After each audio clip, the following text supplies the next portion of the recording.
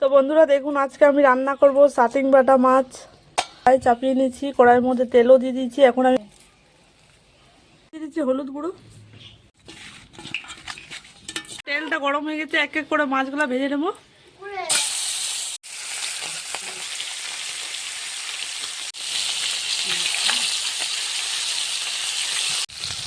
মাছগুলো আমাদের ভাজা হয়ে গেছে, এবার আমি তুলে নিচ্ছি।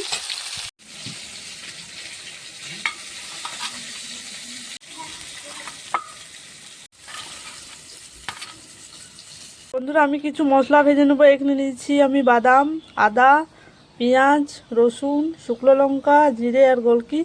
এগুলো আমি ভেজে নেবো। এখন চাপিয়ে নিয়েছি, মশলাগুলো দিয়ে দিচ্ছি।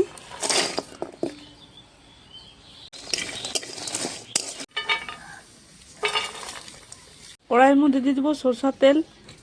গরম হয়ে গেছে, 5 ফোড়ন দিয়ে দিচ্ছি।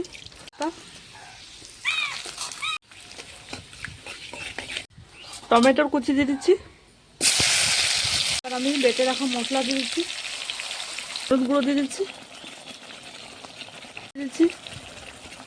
লাল লঙ্কার গুঁড়ো দিচ্ছি। আমি সবার শেষে সরষা বাটা দিয়ে দিচ্ছি, দেখুন 1 চামচ। আমি চিনি দিয়ে দিচ্ছি ওপর থেকে ছড়িয়ে। চেরা কাঁচা লঙ্কা দিয়ে দিচ্ছি, আমাদের গাছের টাটকা কাঁচা লঙ্কা, দেখুন লাল লাল আছে বেশ। মশলাটা আমাদের কষানো হয়ে গিয়েছে, জলও আমি দিয়ে দিয়েছি। এবার আমি মাছগুলো দিয়ে দেবো ভেজে রাখা। বন্ধুরা দেখুন, আমাদের শাটিং বাটা মাছ রান্না হয়ে গেছে, মাখা মাখা করে করেছি।